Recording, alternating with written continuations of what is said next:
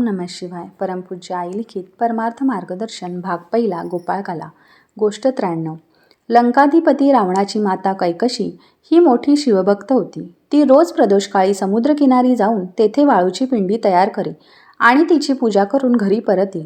6 महिन्यानंतर ही गोष्ट रावणाला समजली. तेव्हा त्याला वाटले, एवढा पराक्रमी पुत्र मी असताना माझ्या मातोश्रीने वाळूची पिंडी बनवून तिची पूजा करणे अगदीच शोभत नाही. त्यासाठी दुसरा काहीतरी उपाय योजला पाहिजे, असे म्हणून तो कैलासात गेला. तेथे जाऊन त्याने एका अंगठ्यावर उभे राहून तप करण्यास आरंभ केला. बहुत दिवस तपश्चर्या घडल्यावर त्यास शंकर प्रसन्न झाले आणि म्हणाले, रावणा, तू येथवर येऊन घोर तप केलेस, याचे कारण काय? रावण म्हणाला, महादेवा, माझ्या मातोश्रीला घरी बसल्या बसल्या पूजा करता यावी म्हणून तुझे आत्मलिंग हवे आहे. तथास्तु, म्हणून शंकरांनी लगेच आत्मलिंग काढून रावणाच्या हाती दिले. रावणाने विचारले, देवा, हे लिंग कसे रक्षण करावयाचे याबद्दल थोडी मला माहिती दे. शंकर म्हणाले, मूत्रविसर्जन करतेवेळी हे तुझ्याजवळ असता कामा नये. तसेच खाली ठेवले तर परत तुला उचलता येणार नाही. जेथे ठेवशील तेथेच ते कायम राहील, हे लक्षात ठेव.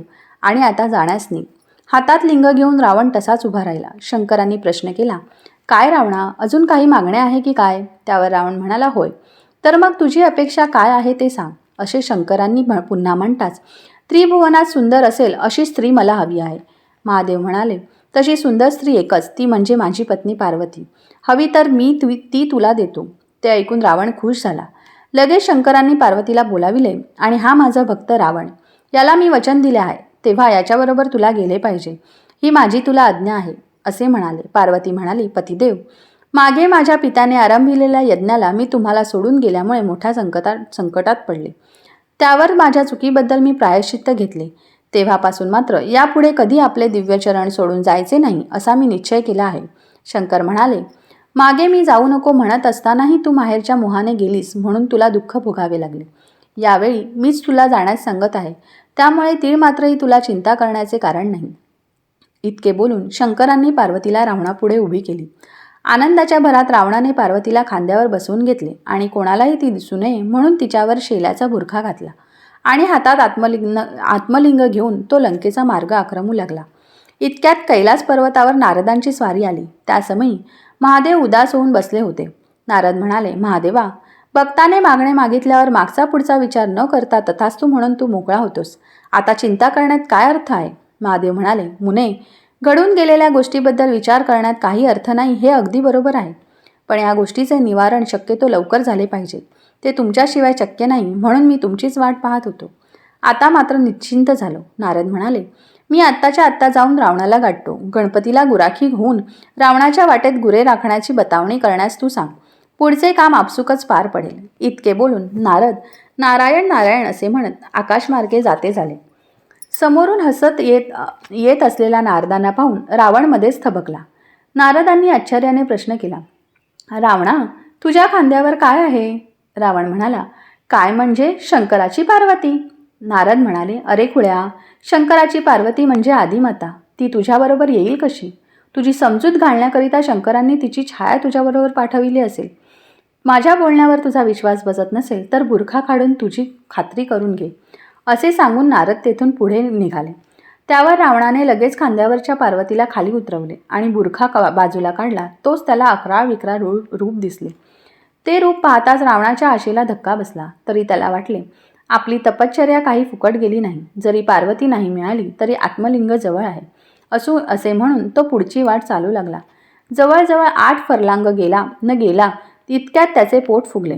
आता बहिर्दिशेला गेल्याशिवाय गत्यंतर नाही, अशी परिस्थिती निर्माण झाली. पण लिंग कोणाजवळ द्यायचे? या घोर अरण्यात कोण भेटणार?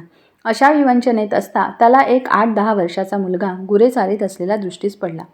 तेव्हा रावणाने त्याला उद्देशून, ए बाळ, इकडे ये पाहू, असे म्हटले. तेव्हा तो मुलगा पळत पळत आला. रावणाने विचारले, तुझे नाव काय? माझे नाव गणपती, असे त्याने सांगितले. हे पहा बाळ, मी लघवीला जाऊन येतो. तोवर हे आत्मलिंग धरून उभा राहा. जड झाले म्हणून खाली ठेवू नकोस. माझे नाव रावण, तुला धरणे अशक्य होईल तेव्हा 3 वेळा तू मला हाक मार, असे सांगून रावणाने गणूच्या हातात आत्मलिंग दिले आणि तो तेथून निसटला.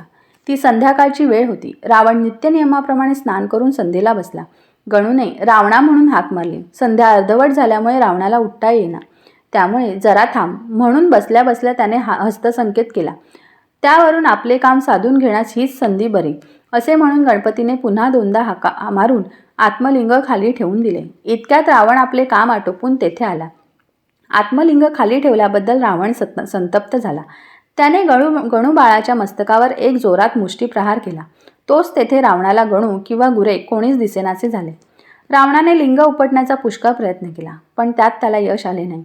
शेवटी हा महाबळेश्वर आहे असे म्हणून तो स्वस्थानी परतला. रावणाने जेथे पार्वतीला उतरविले त्याच ठिकाणी ती कायमची उभी राहिली असून सध्या तिला महादेवी या नावाने ओळखले जात आहे. गोकर्ण क्षेत्रात प्रवेश करण्यापूर्वी प्रथम महादेवीचे देऊळ लागते. महाबळेश्वराच्या समोर डावीकडे एक छोटेसे तळे आहे. ते म्हणजे रावणाने बहिर्दिशेला बसलेली खूण असे तेथील लोक सांगतात. महाबळेश्वराच्या दर्शनाला जाताना मध्येच गणपतीचे देऊळ आहे. आत गणपती उभा असून त्याच्या मस्तकावर मुष्टीप्रहार केलेली खूण असून गणपतीच्या टाळूचा भाग खोलगट असलेला पाहावयास मिळतो. महाबळेश्वराच्या समोर एक फरलांगावर समुद्र आहे, पण समुद्राचे पाणी शांत आहे म्हणजे आहे त्या जागीच असते. त्या स्थानाला भूकैलास किंवा गोकर्ण क्षेत्र म्हणतात. तेथे स्मशानभूमीला रुद्रभूमी म्हणतात. प्रेतसंस्काराला फक्त 5 मण लाकडे न्यायची अशी तेथील पद्धत आहे. श्री गोपाळ कृष्ण महाराज की जय. श्री सद्गुरुनाथ महाराज की जय. श्री सद्गुरुनाथ महाराज की जय. श्री सद्गुरुनाथ महाराज की जय. परमपूज्य गुरुदेवता श्री कलावती माता की जय. परमपूज्य गुरुदेवता श्री कलावती माता की जय. परमपूज्य गुरुदेवता श्री कलावती माता की